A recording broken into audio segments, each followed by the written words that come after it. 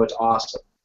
Okay, hi, good evening, everybody. My name is Ben Reisinger. I'm the professor of Digital Media Marketing 110, and this is for the new digital media, this is the new digital media major at the School of Adult Learning at University of Indianapolis. This is our second hangout, and tonight we're going to go over just some normal stuff that we need to for class, but we're also at 7:30.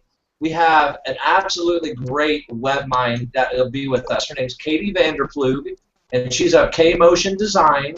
And you can, if you search K-Motion Design, via Google, you'll find her website, her company's website. She does some amazing things with, with websites, with mobile conversions, and she really knows her stuff. So it'll be cool to talk with her at 7:30. So my first thing, do you guys have any overarching questions for me, just about anything at all?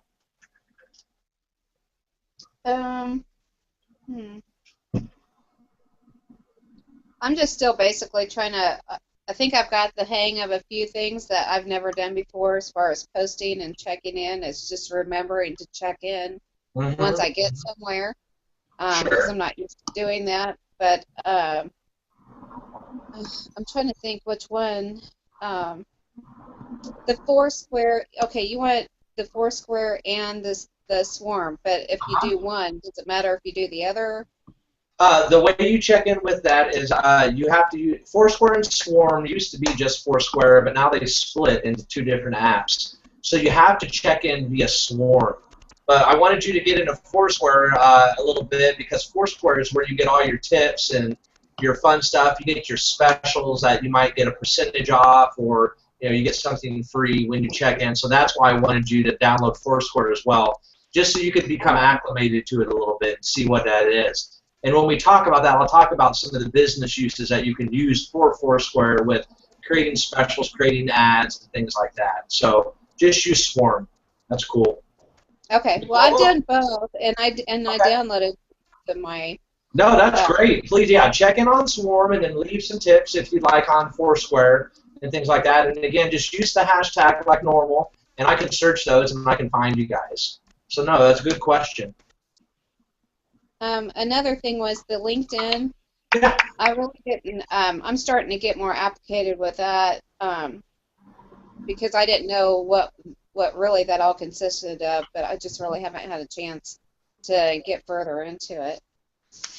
LinkedIn's fun. LinkedIn is your premier business online portfolio, online resume type of social media platform. Many employers. Last stat I read, it was something like at least 50% of employers now are using LinkedIn to actually find employees, to find other people. Just keep going with LinkedIn. Do your posts. They can be personal. They can be about something, PR, social media, digital media applications, something like that. Just go to town. Let me know, if you have any other questions with LinkedIn. But again, we'll go over that more in detail here in another week or so. LinkedIn, again, is great for searching purposes. Whenever anybody searches your name, LinkedIn always comes up on the first page of the Google search. So that alone is really good, because, if you're doing anything, people are going to Google you now, and that's really a powerful platform to have. Cool. Okay. Yeah, I thought it was just to put my resume out there. I didn't know it was for other things, so I really didn't know that. Yeah, there are lots of groups, and you can join groups of maybe whatever your profession is. There are lots of ways to chat with people and stuff like that. It can be a very productive tool. LinkedIn's a lot better when you use the paid version, but it's expensive. I don't use the paid version. I only use the free version of LinkedIn. So keep going to town and check it out. Just search some things. See if you might find some, common interests with some people and join some groups. And I think you'll have a lot of fun with it. Cool. Anything else? I can't see you, Nicole, so it's hard for me to know. Sorry, I'm trying to figure it out. I don't know what's going on. It's okay, but do you have any questions? I think just one thing that, so while reading the book, I had to look at what the copyright was, because, I mean, I think it's almost 3 years old now. Yes, and that's great that you say that. The book is, you're saying the book's outdated, basically, copyright 2012.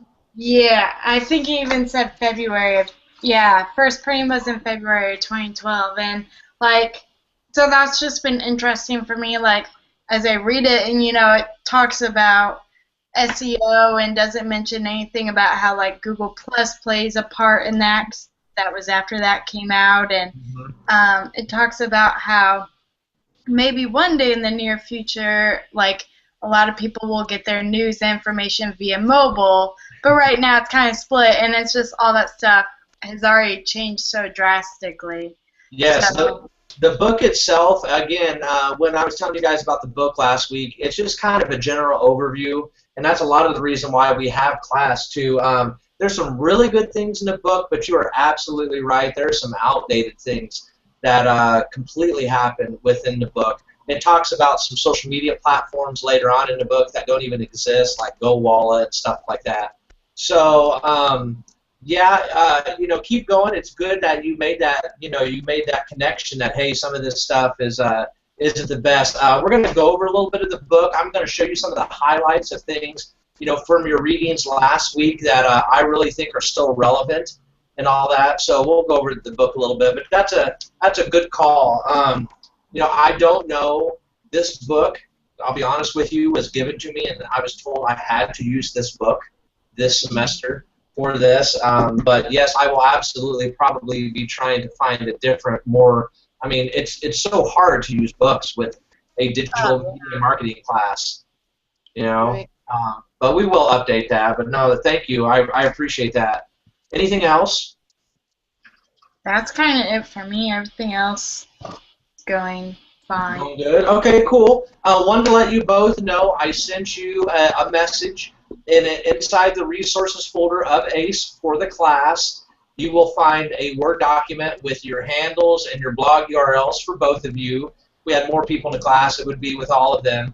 But I would definitely love for the two of you. I've seen that you guys have connected on Twitter and some stuff like that, but connect with each other on the different handles, and so you can see what each other are posting. And I think that's a big part of it. You see what I'm posting, you see what I'm using, but seeing your peers, I think you can really learn a lot from that, and you might be surprised with something. Hey, that's a really good idea. So make sure you can download that from ACE. That's on there right now. But the next thing, I want to go over a few things in the book, and I'll give you a page number if you're having a few issues with your Kindle right now. But on page 19, I wanted to talk about that a little bit, migrating from traditional channels to digital channels. That's a big deal right now. And I think what Michael Miller says there has some really good legitimate facts. Migrating from literature to websites, from trade advertising to web, from direct mail to email, and things like that. I always tell everybody, you can't forget about the traditional media now. Social media is there, new media is everywhere, but you still have to use that a little bit. But every year, the tide just keeps going more and more and more and more, like, to the digital media scale. And that's why I think that's important. So make sure you look at the migrating stuff. One of the things I thought was kind of interesting, though, was migrating from live events to webinars.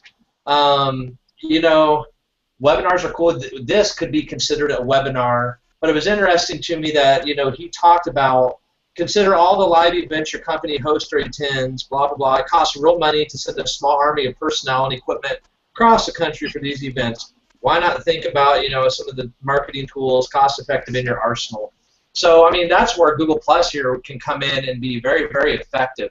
It's free. You can record this, like we're recording right now. You can make it live where if people want to watch, that they can just watch. So I think that's pretty cool. All right, let me see here. Next one I had was on page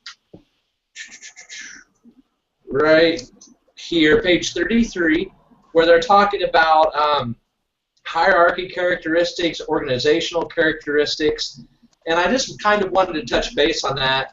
because you do have to think about your demographics. You know, if it's traditional media or if it's even social media, Facebook, Twitter, you know, LinkedIn, this and that, demographics, your variables, purchasing approaches. I mean, you have to take those things into consideration. You know, who are you talking to, who you're speaking with, and I know I've already said that. We talked about that last week a little bit, but I will always harp on that and always say, you know, make sure you're talking the right way to your people, to your constituents.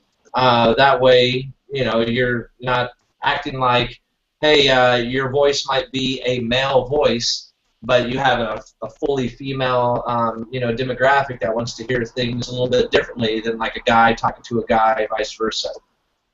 Next one would be page 47, and talking about online PR and then the mobile marketing. So I just wanted you to know, again, mobile, mobile, mobile. We keep seeing that trend turning, and it keeps going that way. So, you know, just really keep that into consideration. And then the last page I had was page 65, because I wanted to talk a little bit here where it was talking about in B2B conversion times and this and that. And it says, and I think this is very true right here, the conversion process is often a lengthy one. And that's one of the things that a lot of people get held up with social media. They think, oh, man, this is great. I have a Facebook page now. I have a Twitter page now. So I'm going to have 1 million people just flock to this, and they're going to come, and they're going to, you know, they're going to be engaged, and they're going to be interactive, and then all these people coming to my social media is going to convert into all these sales, or all these, you know, people sign up for this or that, you know, depending on what you're actually using social media for. So really, you know, try to take a look at that. I mean, I've been at Mary Free Bed now for 13 months, and it's taken me a good year to really try, not to try, but it's taken me a good year to, number one, build my audience, number two, gain my audience trust, and to, you know, to let them know we are here for you. You know, we want to talk, we want to interact with you. So it does take time. It's not a split, boom, boom, boom thing, and a lot of people think that is just because of the way that the information is disseminated. That, hey, you put a post on Facebook, it's out there to all your people. You put a, you know, you tweet something, you do an Instagram post, and, you know, everybody sees it, but you have to reach those audiences the right way.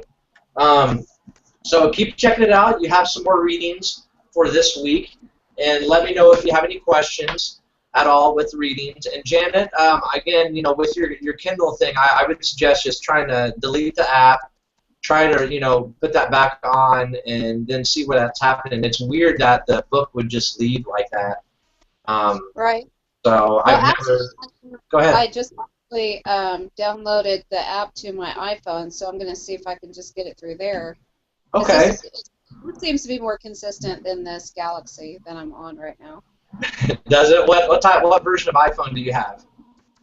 The 5C. Oh, the 5C. Cool. So you have a, you know, I'm just working off of a 5 right now myself. So I mean, the 5C is a great phone. It should do everything that you need. Absolutely. What type of smartphone do you work off of, Nicole?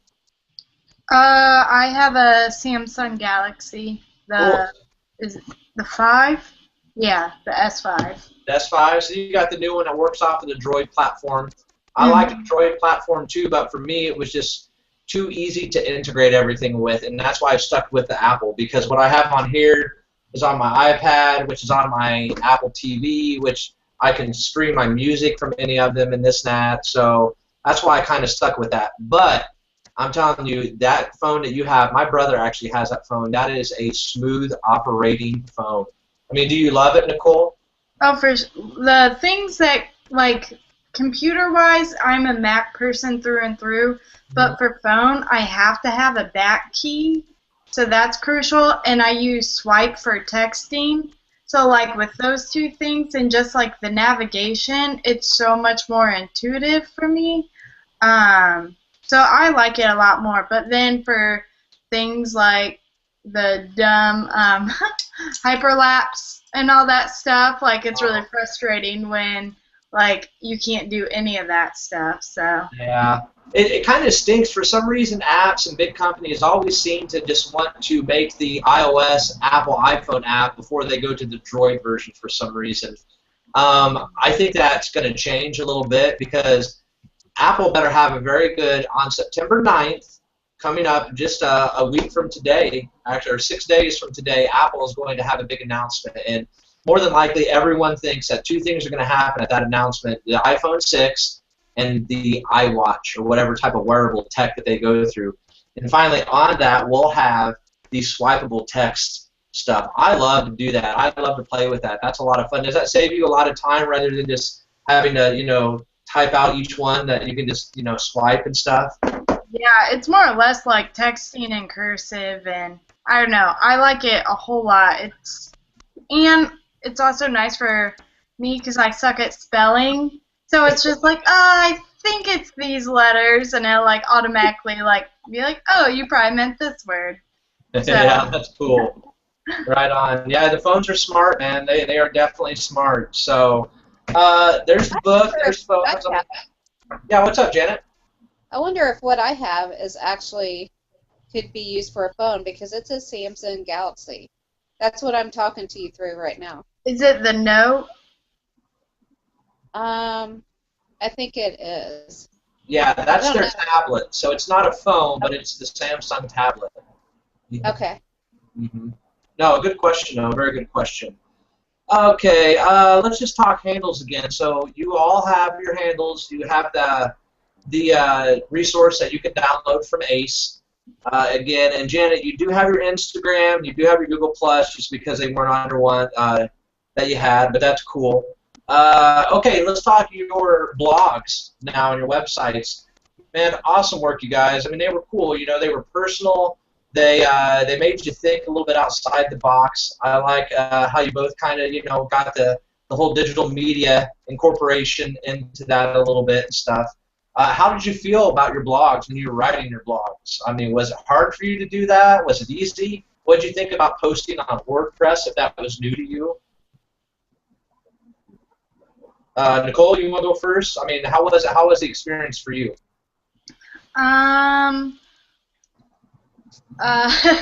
don't know. WordPress was different for me. Like, I had tried to start one a while back, but that didn't exactly follow through. So, Okay. Trying to figure out like the images and all that stuff, because like the whatever site we use, Sitefinity, for our website at work, so I'm posting blogs on that one all the time, and just that interface is way different than WordPress. So it was a little bit different to get used to, but it seemed pretty fine. Cool. But yeah, the topic and everything was just something that I've been thinking about. But I'm actually really pumped for my next blog post, because I thought of this today. I really want to talk about, because I think I may have mentioned this before, I absolutely, this is bad to say, but I hate Google Plus a whole lot.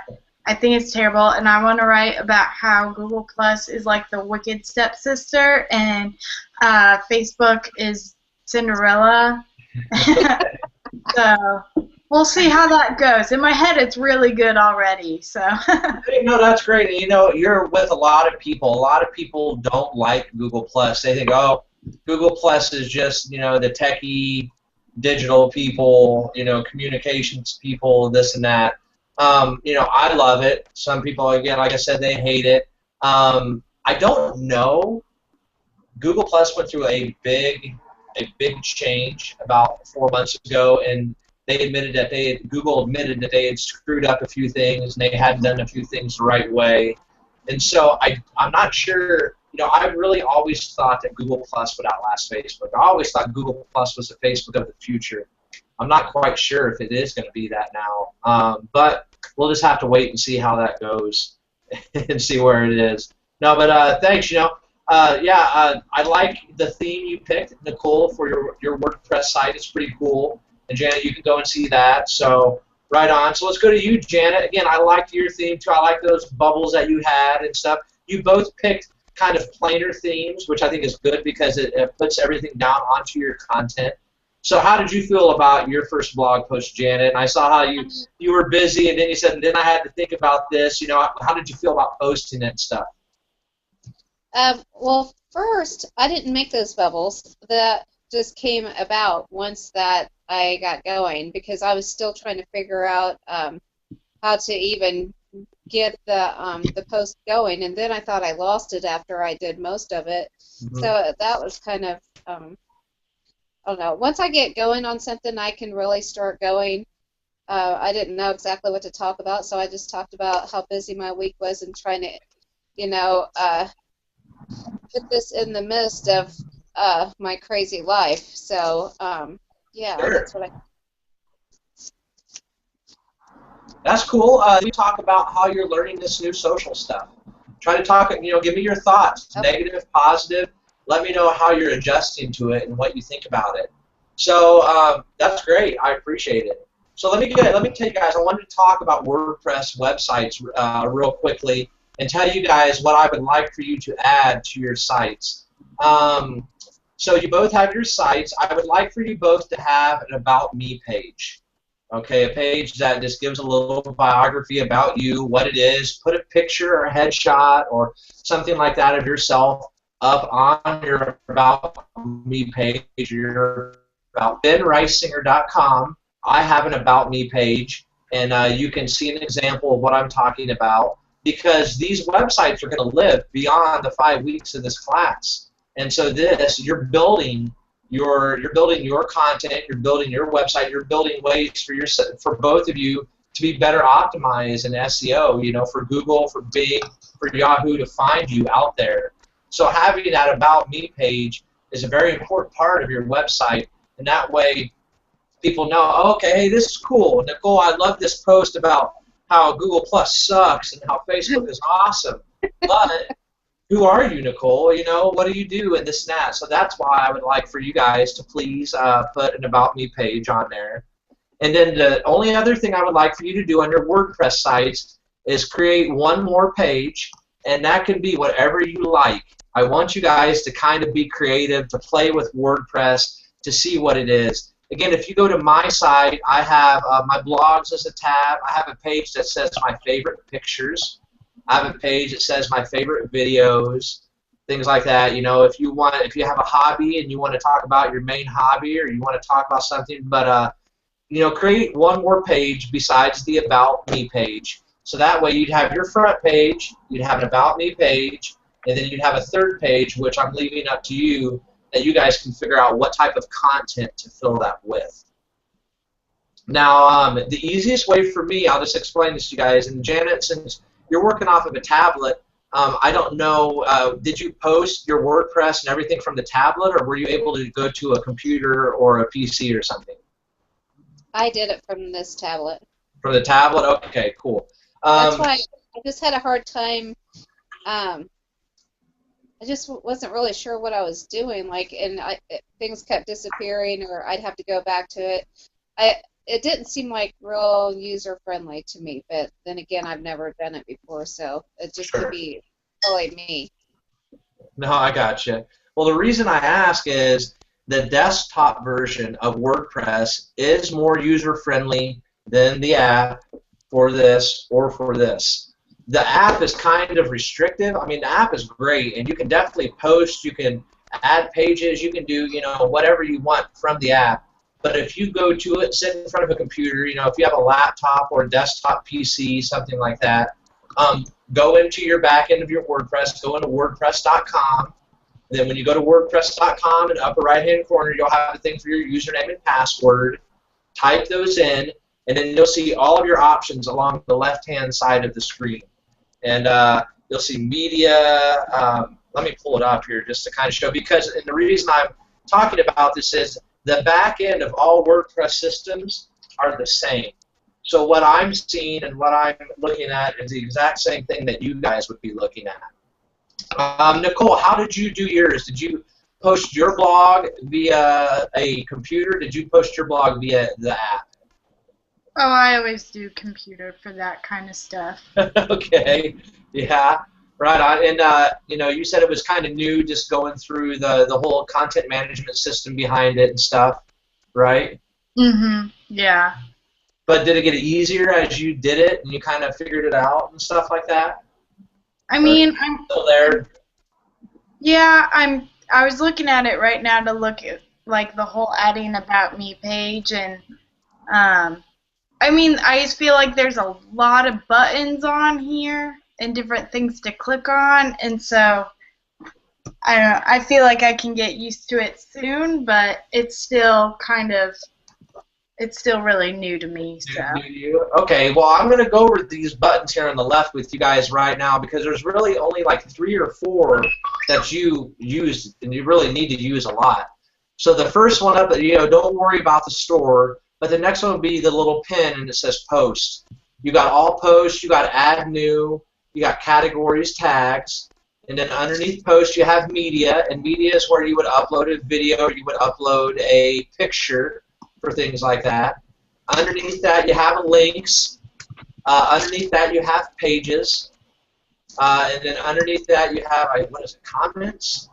Oh, come on, it's not coming up. Yeah, it's comments. Then you have feedback, then appearance. But I'm going to tell you this.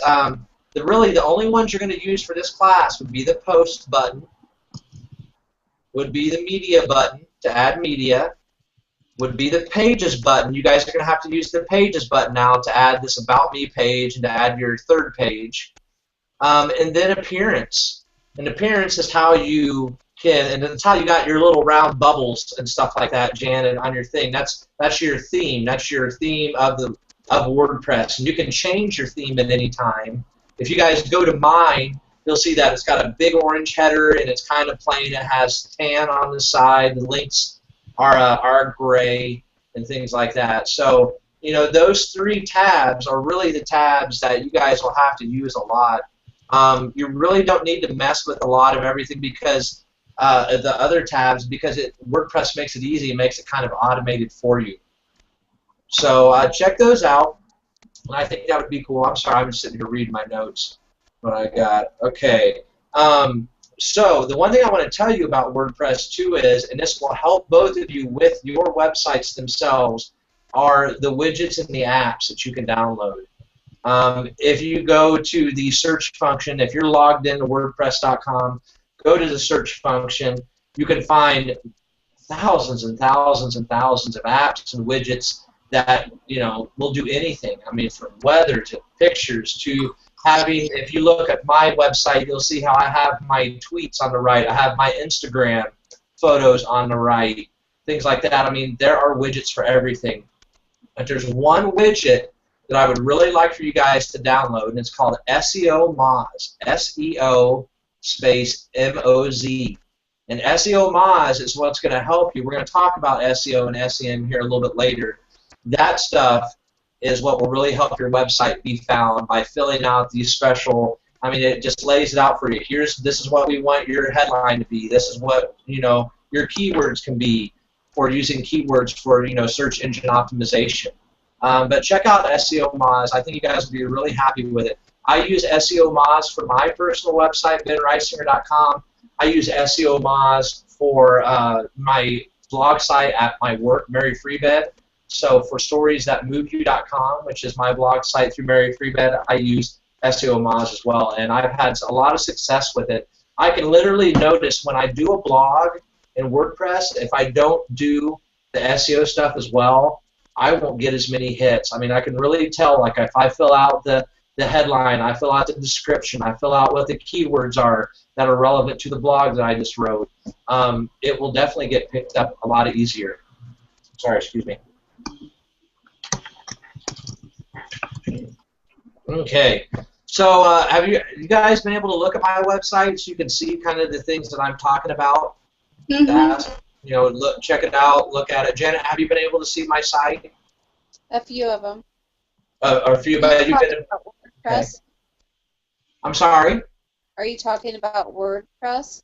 No, I was talking about my personal site, benreisinger.com. If you go to that, you can see a lot of examples. I'm sorry? Google Plus, some of the Google Plus and your tweets, yeah. Oh, okay. Well, click in on the syllabus at the very top. It's just my name, BenRisinger.com. Go to my website and check that out, and you'll see some of the things that I was just talking about as far as like the little fun widget things and this and that. Okay. Cool. Right on. Right on. Okay. So let's go to Okay, WordPress apps and fun. All right, so there is a reason that I had you guys use WordPress. Just there are tons and tons and tons of what they call content management systems that are out there. Nicole was talking about one that she uses at work. What was that called, Nicole? Oh, the Adobe one? Or the one that you use at work for your blog? Oh, Sprout Social? Is that what you use to host your blog on? Oh, well, the blog one, that's through our like website, so that's Sitefinity. Sitefinity. Okay, so is that I've never heard of Sitefinity. Is that one that was personalized for your work, or is that one that you can actually buy and purchase? It was personalized for our work. Okay, cool. Yeah, I've used several personalized ones before. I've used a personalized one called Page Wizard, this and that. I've actually helped create my own for when I worked at Bluffton University about 10 years ago. We created our own back-end CMS system and things like that. But I just wanted to let you know there are other ones out there. There's one called Drupal. There's one called SharePoint. There's one called Kentico. There's one called Blogspot. There are tons of them out there. But again, the reason that we're using WordPress is for the usability of it. It's very easily, it's easier to figure out than other ones. For the SEO purposes of it, and the fact that you can have it on all your fun devices again. It's great. I mean, I absolutely love WordPress, and I can't say enough about it. Right now, and I'll show this to you, I'll give you a quick preview. I am, along with the person that is coming here later tonight, building a new website for Mary Free Bed. And what you're seeing right now is the homepage of maryfreebed.com. And that's why it's just lorem ipsum stuff, and it doesn't really say anything. But this website itself, this new website, we are building it out on WordPress. We're doing that on purpose. More and more people are going to WordPress. And about 6 months ago, I looked up a stat, and it's absolutely, I couldn't believe it, but I looked it up again on a different source, and it was true. As of today, about 60 to 70% of all websites in the United States are on the WordPress platform. So that shows you how relevant WordPress really is and how it can help you, in your blog. And you can actually create a website out of it. It doesn't have to just be a blog, and you can use that same back-end system. So again, here's this. I know Katie's going to go over this a little bit, but this website is completely different than the website that we have right now at Mary Free Bed, which is not mobile optimized. And the new website that we were going to is actually mobile optimized. So what I would suggest for you guys to also do, go on your phones or your tablet and pull up your websites. Most of the custom themes, most of the themes that they have now, not custom themes, but most of the WordPress themes they have are mobile optimized now. See if your website is mobile optimized. And what I mean by that is, does your website fit the screen? Does it have the 3 little bars up at the top for you to hit for your menu to come down? Or when you go to your website, does it look really teeny weeny, like it's just a snapshot, and you have to, you have to go like this to blow up your website to see your website better? Have either of you done that to see if that has happened? I was looking right now. Looking right now? Cool. Let me look. Let's see. Let me pull yours up. I'll pull them both up. Okay. There's my R2D2 beep when I get an email. I love that.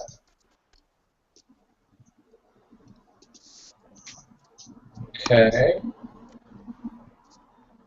Yeah. Janet, yours is. Okay.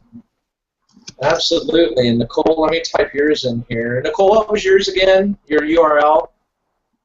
That's what I was trying to figure out. I think it's nsharris2 dot. Let me go to ACE. Yeah. Yeah. It's nsharris2.wordpress.com. There's 2. Go. Pulling yours up right now. Yeah, yours is mobile optimized as well.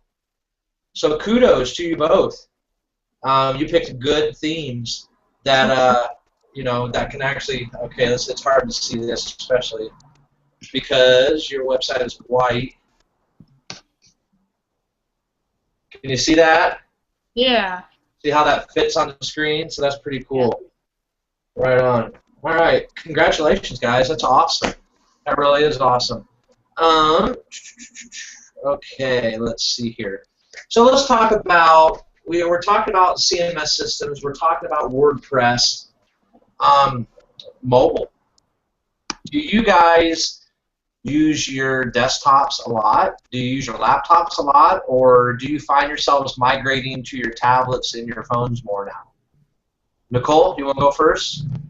I mean, I'm kind of, I don't know, it's kind of complicated because, like, at work, I'll actually don't have a desktop anymore. I just have my laptop, and I plug that into extra monitors. So, like, for meetings and everything, I'm taking my laptop everywhere. But even when I'm doing that, I still have my phone up because, like, I manage a lot of social media accounts for Key Club, like including Instagram.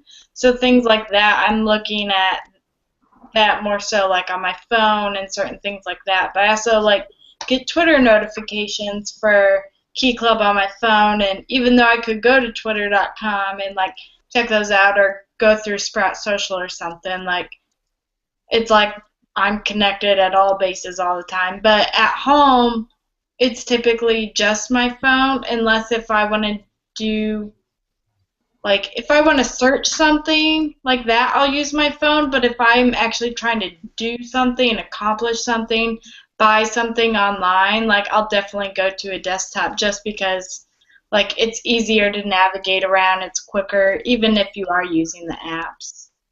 No, and I agree with you. I'm kind of the same way. I use a laptop at my work. I use a Mac laptop, and I have my Mac laptop into a huge old hunk of widescreen. Right now, what I'm working off of, I have a mega desktop, and I do have just a regular desktop PC that I built about 2.5 years ago with a friend. And the reason I did that is just for things like this. I wanted to have kind of a base computer, a place where I knew I could always store my stuff. This is where I keep a lot of my photos, all of my files, but I still back them up on a cloud system. But, yeah, me too. Like, when I'm at home, if I'm just hanging out, I want to get on social or something like that, it's completely these two things. I mean, I always have these with me. I always have my iPad and my iPhone with me. They're with me at work. They're with me here. And maybe that's a bad thing, but, I mean, I'm definitely connected. So, I mean, yes, I'm using the mobile more and more, whereas versus 4 years ago, and I still have it, I have a laptop. And before I had my tablet, and I had a smartphone, but I would use my laptop more, and I would find myself at home, sitting there watching television, playing on my laptop, whereas I don't do that really anymore. So that's a very good observation. What about you, Janet? What do you think? I mean, what do you use and stuff, and what do you find yourself migrating to today? I'm usually carrying my iPhone and this little tablet, but I really prefer the laptop. So I would rather have that or a desk I could go sit to. With the situation right now, that's just not doable. So right now I'm clinging on to these two things. Yeah, like I said, that's gonna give you a few more little challenges with taking this expedited course of just 5 weeks, but you can definitely do it with that. But I'll just tell you guys this now too. Laptops, they're so stinking cheap now. You can really get a decent laptop for like $200. I mean, it is amazing. Whereas a decent laptop used to cost anywhere from $500 to $700. I mean, you can get you can get refurbished ones now. You can get little netbooks that are just, the mini ones. They call them netbooks, which are like mini laptops. You can get those pretty cheap and stuff like that. And maybe sometimes, you guys could use those. What about if you're just, Janet, let me ask you this. So, do you use a computer for your, your employment, for your job? When I was working at the office, yes. And did you have a desktop or a laptop, something like that? I had desktops, different ones. You had a desktop, yeah. Okay. Did they use any type of mobile technology at your office at all, or was it all strictly just, connected desktop PCs?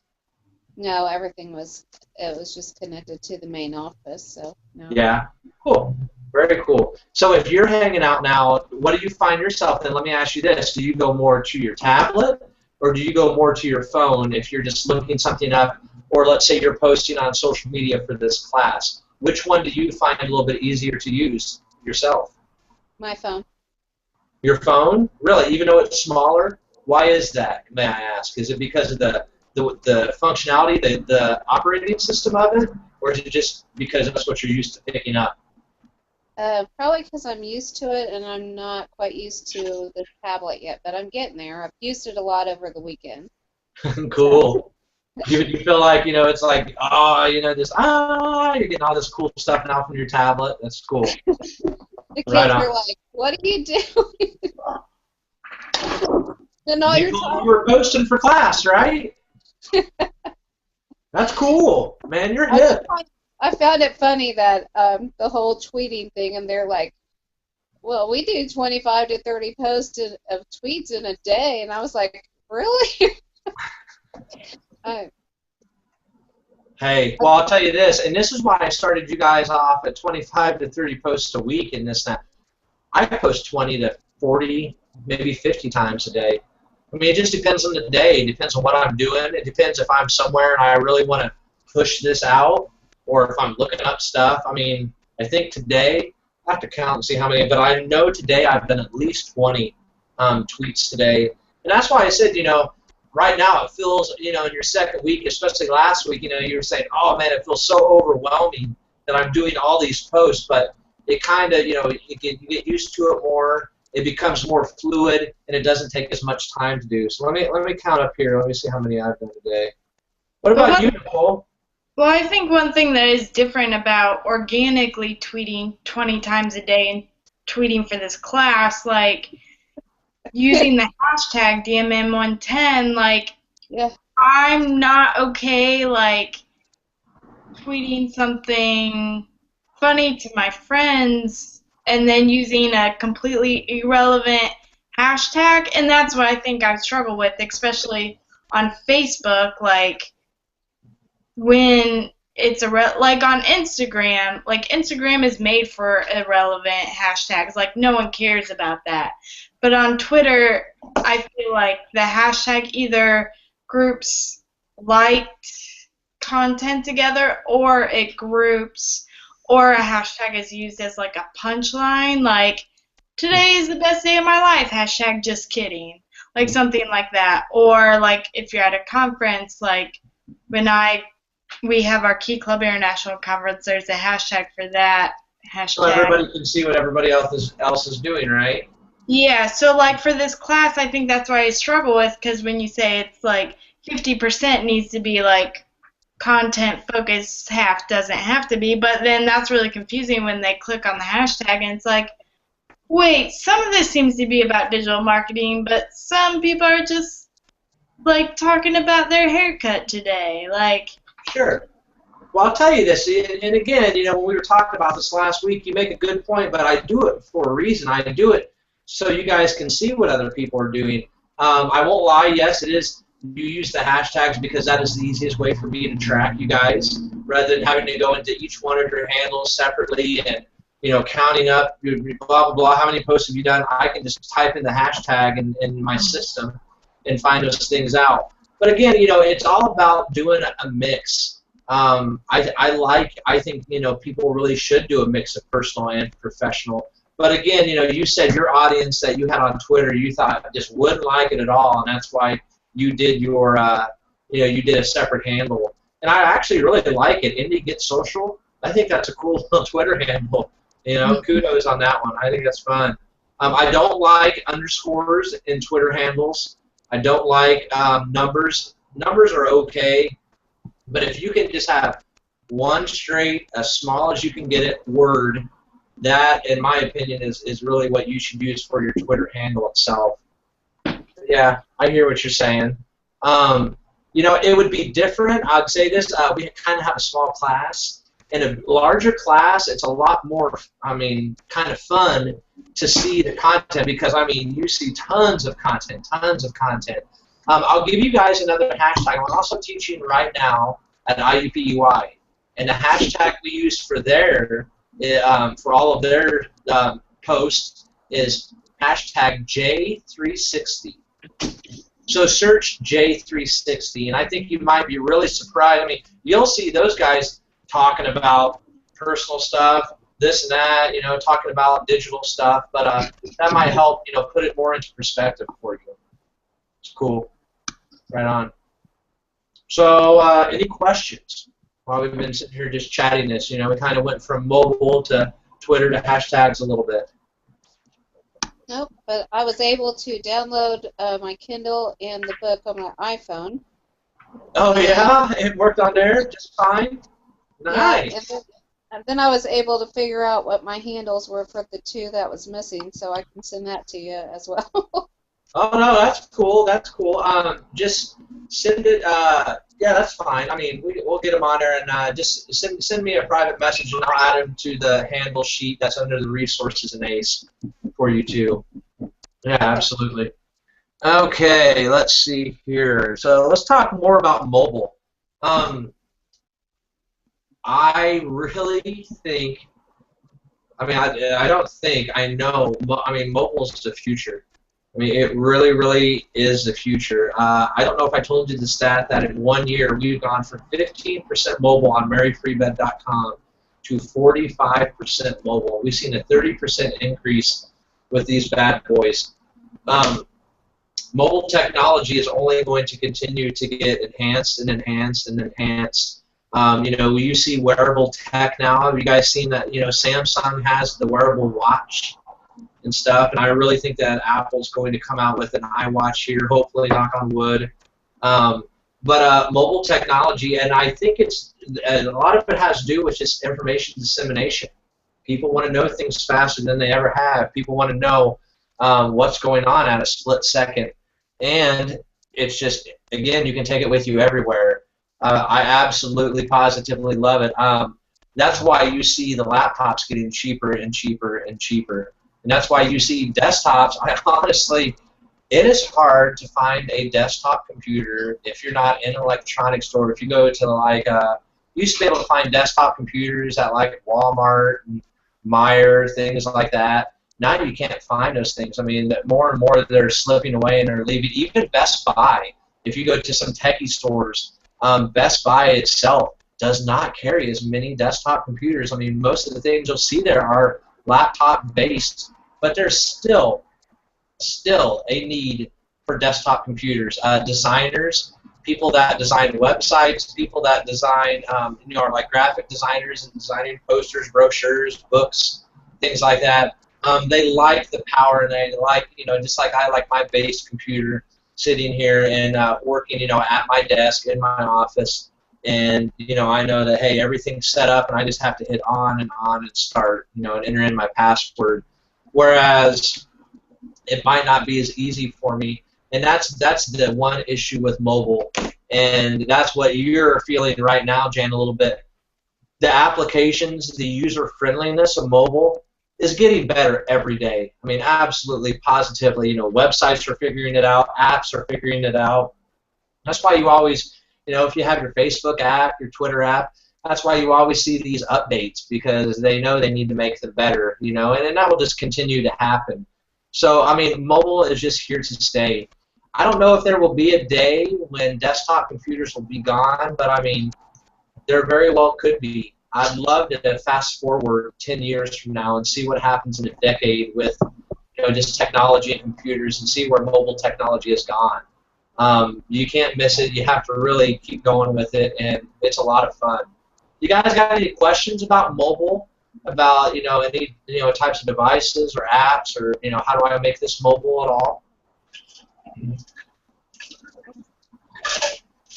Okay, right. I do have a question that I don't know, answered sometime tonight. Like, if we could talk about, because I know, like, that could be a topic, but topic ideas for the final project. Oh, sure. Yeah, we can talk about that a little bit later on. Yeah, that's no problem. Yeah, we can get into that. Cool. Cool. No problem. Any questions about mobile, though? No? All right, right on. We'll keep going. Okay, so tonight we've talked about it, and it's good. I'm like right on my time schedule and stuff. We've talked about mobile. We've talked about WordPress. We've talked about websites. And, you know, I told you about some apps to download, you know, some fun. But there are two things that really have to do with websites, and I want you both to realize this. SEO and SEM. Okay, SEO standing for Search Engine Optimization, and SEM standing for Search Engine Marketing.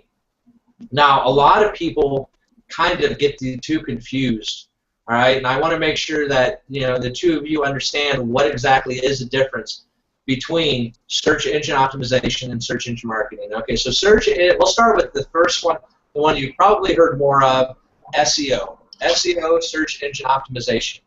That is creating content, optimizing your website, optimizing your blog for search engines. Exactly like what it says, search engine optimization.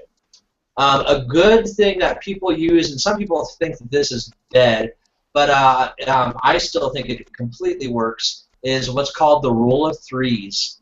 So let's say you're writing a blog post. Let's say you're writing a blog post about WordPress. We'll just keep it in here what we're talking about. And so this blog post, you want to make sure, like, okay, so you're thinking to yourself, if people are on the internet and they want to read this blog, what would they search? What would they look for? Well, they would maybe look for WordPress. They might look for mobile website, mobile design.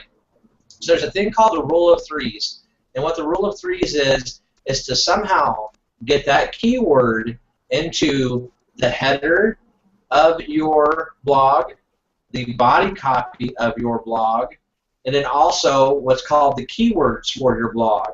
And in WordPress, there's sections for your header, for your body copy, your text, what the actual blog is itself, and then for keywords, especially if you download the SEO Moz app, okay, and you connect that, or the SEO Moz widget, and you connect that to your WordPress website. That will really, really help you understand this. Okay, example, I always go back to Mary Free Bed here.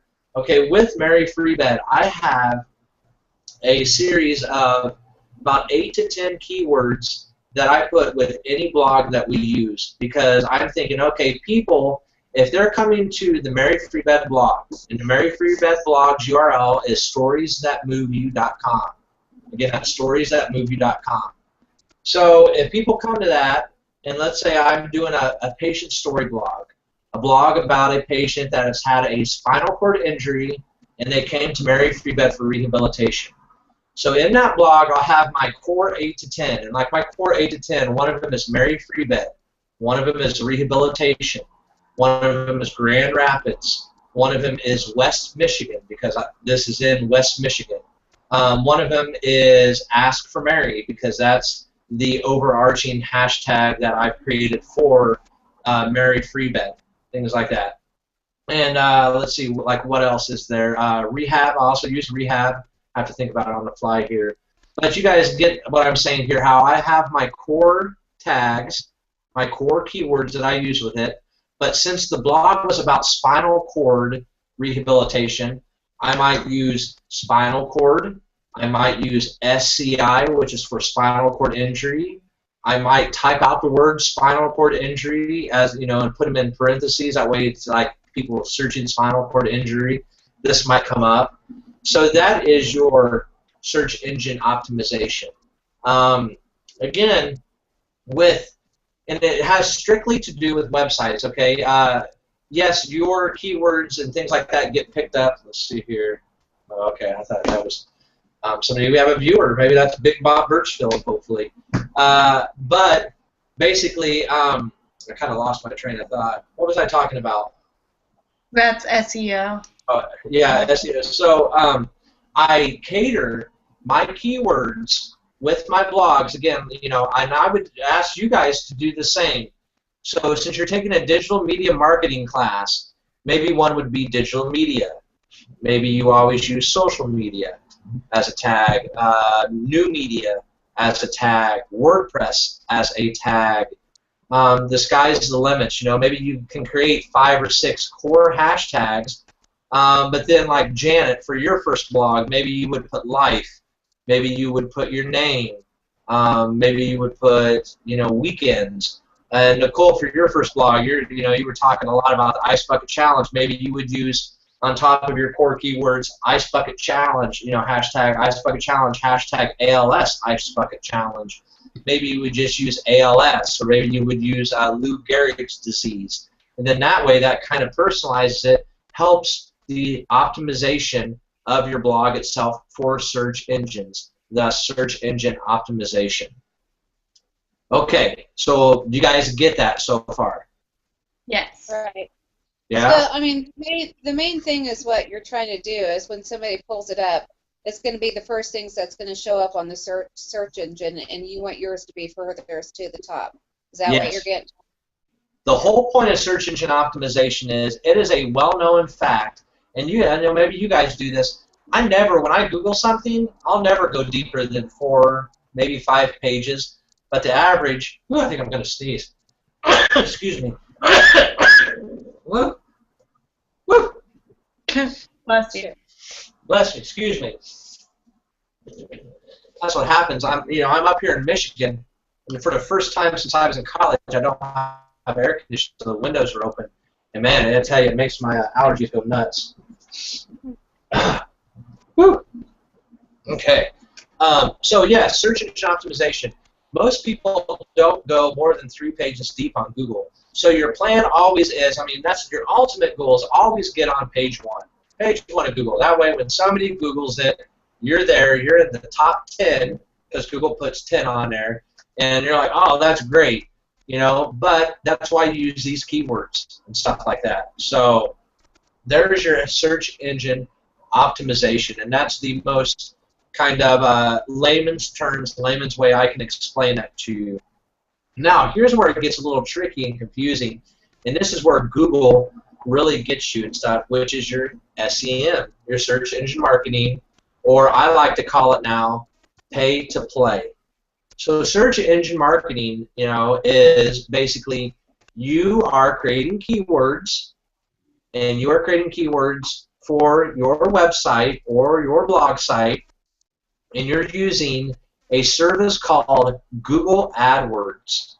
And Google AdWords lets you create campaigns and lets you use money to boost searches and keywords, things like that. So let me give you an example here. We do search engine marketing, SEM, at Mary Free Bed. Right now, I have, I think it's 12 campaigns going. And within these 12 campaigns, one of my campaigns will be spinal cord injury. One of them is brain injury. One of them is stroke. One of them is just rehabilitation. One of them is cancer rehabilitation. One of them is actually just Mary Free Bed. And within these campaigns, I have probably anywhere, and it just depends on the campaign, 8 to 12 keywords within that campaign. Okay? So let's just take, for instance, I was talking earlier about spinal cord injury. So under my spinal cord injury campaign, I'll have SCI, I'll have spinal cord, I'll have spinal cord injury, I'll have spinal cord injury Michigan, I'll have spinal cord injury West Michigan, spinal cord injury Grand Rapids. What I'm trying to do is I'm trying to think of what my users, so let's say somebody gets a spinal cord injury in this area, I'm trying to think about what they would enter into Google to look for, I want my spinal cord injury page on maryfreebed.com to pop up. So I use these keywords and I connect them to my spinal cord injury page, or I connect them to maryfreebed.com. And here's where it gets even trickier, okay? Google AdWords, the more general or the more generic your keyword or what you're using for optimization, the more expensive that will be, okay? So, for example, cancer. Like, let's just say I use the word cancer, and I want that to be part of my pay-to-play, part of my campaign. Well, when you go into it, it honestly is like a bidding type of process. I mean, it's kind of crazy. It's not too difficult, but it definitely takes some getting used to. Cancer could be upwards, I've seen it, $8, $10, even $12 for one click. One click. If you use that, I mean, that's an expensive stinking click. So you better hope that if you're paying that much money for one click, that actually turns into a conversion or turns into something, gets the person, to your website, to your blog site. That way you can watch that and you can reap the benefits of that. But I'll say this, you're more kind of Mary Free Bet. Mary Free Bet, I pay anywhere from like 40 cents, 30 cents sometimes, maybe even a quarter, 20 cents to, for that keyword. So you're more personalized and specialized keywords that people would not enter in as much into Google are definitely cheaper to do than your or just cancer. If I just put in brain injury, I just put in rehab or rehabilitation, things like that. There are lots of people that do SEO and SEM marketing. I mean, I use a company here in Grand Rapids, Michigan called Black Truck Marketing. The guy's name is Jason Dodge, and all he does is SEO and SEM stuff.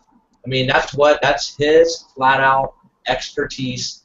That's what he does. He has about 20 plus clients, and he just helps them become more visible on the web. Even in Indianapolis, there are several companies in Indianapolis that do search engine marketing, SEM, and you have to pay the company to run your campaigns for you, but then you also have to pay for the keywords.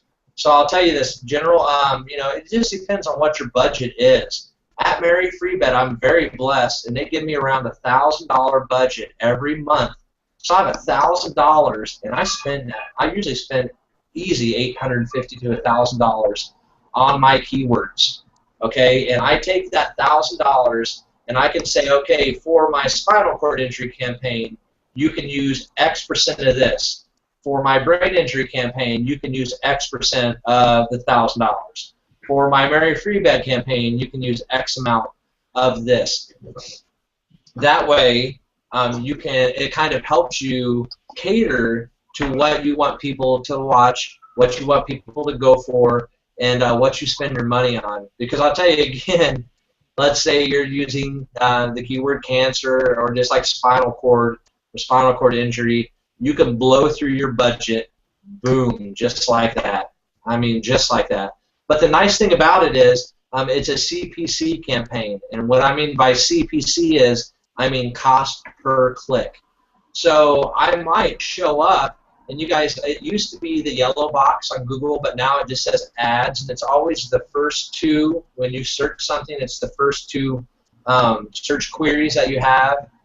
Those are your ads. Those are your paid ads. Anything that you search now on Google, you'll always find those ads at the top of the page. So definitely take advantage of that.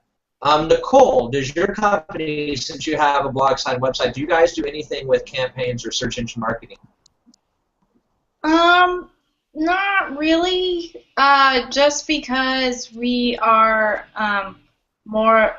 since we're a member-based organization, like we put out enough information telling our members to go there that like a lot of our stuff isn't relevant to the average person. But sometimes when things are more generic, and if we are like, if it's a big deal, like a really popular blog post that we're trying to get out there, yeah.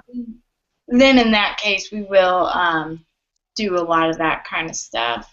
Put some money behind it. No, that's cool. Yeah, I mean, a good example, we just had a woman come to Mary Free Bet. She was a quadruple amputee.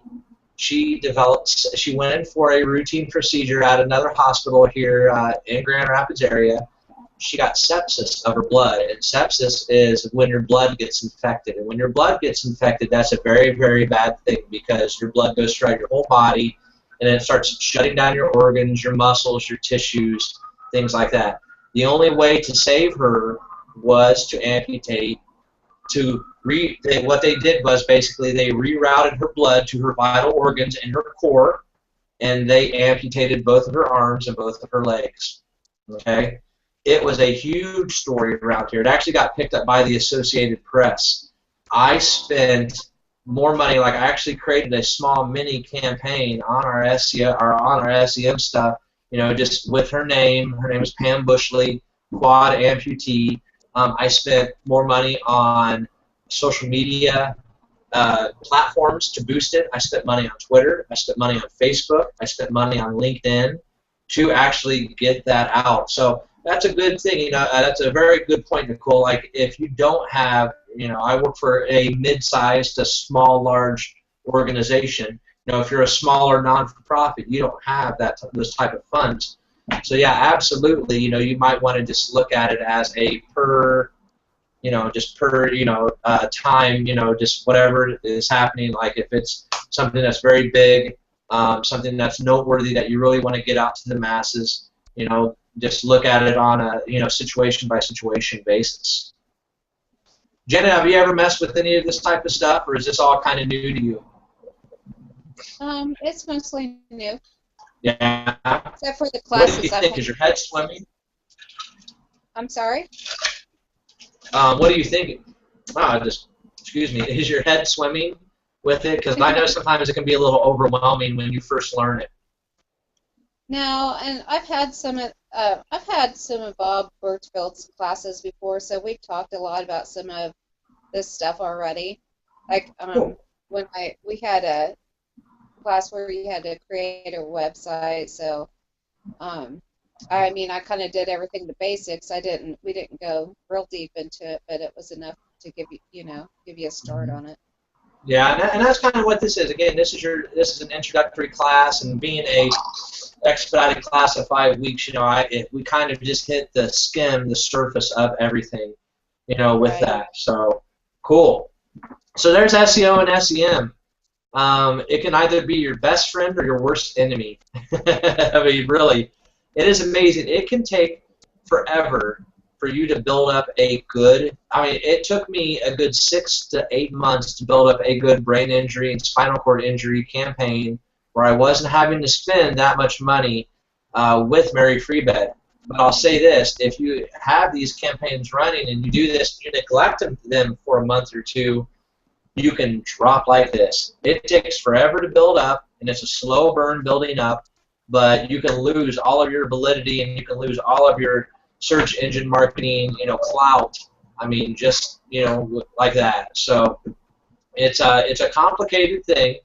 It is getting easier, and Google is king at it. Now, I'll tell you this. There's also with Bing. We haven't talked about Bing.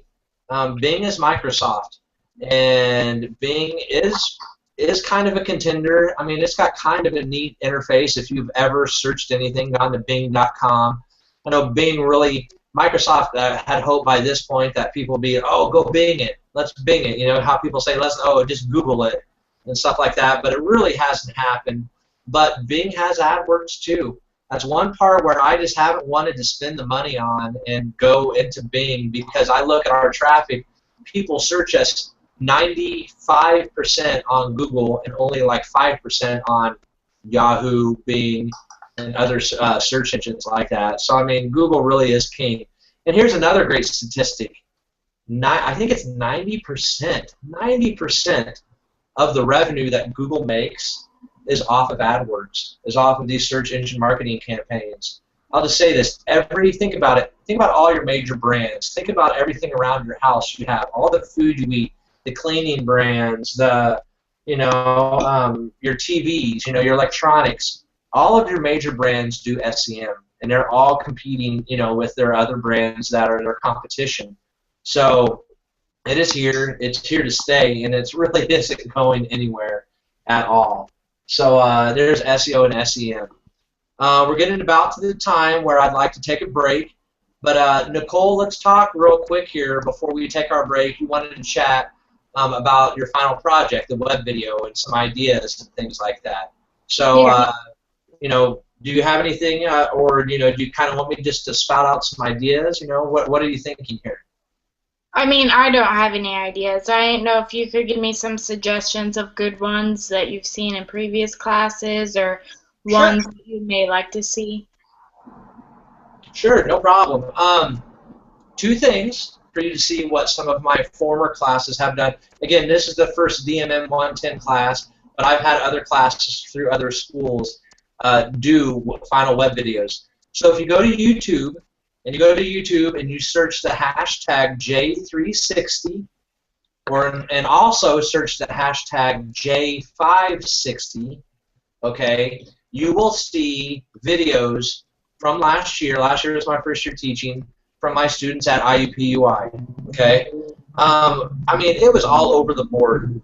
I had one student. She was really interested in athletics, so she talked with a coach about how do you use social media. Like, do you use it for recruiting? Do you use it for this or that? I had one student do a video on Instagram. Like, here are some, I think it was like the 5 best tips for using Instagram. I had one person do a video on how social media, because those are more social media, or those are more public relations based, because I'm a PR guy, you know, true and through. I had one person do a video on how social media has changed public relations for the better. I've had one person do a video on blogs. They talked about WordPress blogs. They talked about this is, you know, the basics that you need to know for WordPress. I've had one person do I remember last year was a great one on hashtags. And just, you know, what is a hashtag? How do you use hashtags? How do you use hashtags on different platforms? Things like that. I had one person do a video on mobile technology, you know, and talking about how mobile is coming up. Mobile is a game changer. Things like that. Is this stuff helping you guys kind of brainstorm and come up with some ideas? Yeah. What are some things to maybe like stay away from? Is there any? To stay away from. I don't know. You know, I mean, it's hard for me. I mean, really, I kind of leave it open to you, because I kind of want you to go through the whole brainstorming process and to think about what we've been talking in class and stuff like that. And that's why I ask that you submit those to me. And that way, hey, you know, once I get your idea, if I'm kind of like, you know, it needs a little bit of tweaking, I can help you refine, you know, what your final video is going to be over, you know, or if it's set and it's great, you know, I mean, there you go. I also had, you know, I just looked over to the left of my computer here and I saw that ACE was open. With IUPUI, we use a system very similar to ACE called OnCourse. I had one person do a video that taught you how to use OnCourse. Also, I had an international student. Do a video on how do international students use social media to connect with their home. She was from Japan, so it was students from Japan, and it was very interesting how they talked about, you know, well, I use Google Plus to talk with my family, or, you know, we talk more on Twitter, or, you know, this and that. I'm even for, you know, like for your job, Nicole, if you'd want to do a, you know, how does your job, you know, your organization that you work for, being a nonprofit, how do they use social media, new media? I mean, and then that way you might be able to use it for your actual work. I'm even for something like that. You know, I have no problem with blending this video into a dual use for you to, that way you can use it for other things rather than just, here's my video for DMM110 and done, and then your video might actually get some life on the YouTube and the internet. Okay. Cool. What do you think, Janet? Any questions from you? I thought it was, you know, I thought it was supposed to be about anything that you wanted. I didn't know it had to be like of choice of one of these, but I guess I can understand that.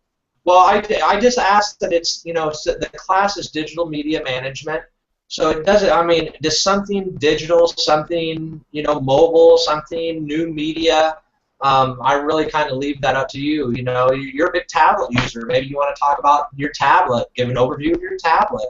How do you use it? How do you use apps? What are, the bright spots of your tablet? What are, the downfalls? What don't you like about that? Sure.